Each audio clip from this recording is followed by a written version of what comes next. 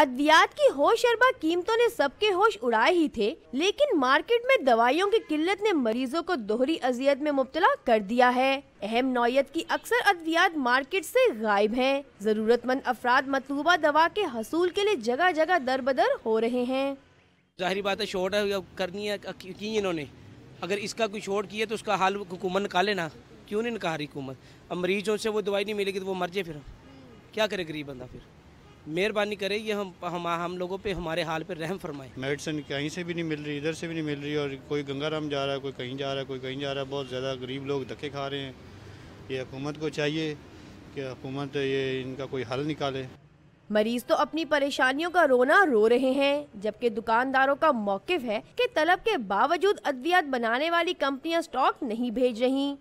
در در کے دھکے کھاتے ہیں، ادھر ادھر ڈور ڈور جاتے ہیں، ٹھیک ہے نا، پریشانی ہوتی ہے ان کو بھی۔ وہ یہی کہتے ہیں کہ کمپنی سے کہیں، ہم ان سے ریکویسٹ کرتے ہیں کہ بھیجیں، لیکن ظاہر ان کے پاس بھی ہو سکتا ہے مے بھی اسٹاک نہ ہو، کیونکہ پیچھے سے نہیں آتا، تو اس لیے پریشانی بڑھ جاتی ہے۔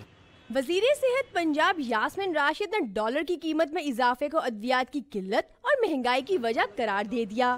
جہاں تک میڈیسنز کا تعلق ہے، میں کیونکہ federal government is looking after the medicine, میرے لیے کوئی کمنٹ کرنا مشکل ہوتا ہے۔ میں نے آپ کو پہلے بھی کہا تھا، ڈالر کی قیمت کے بڑھنے کی وجہ سے نیچرلی را مٹیریل جو ہے اس کی قیمت بڑھ گئی ہے۔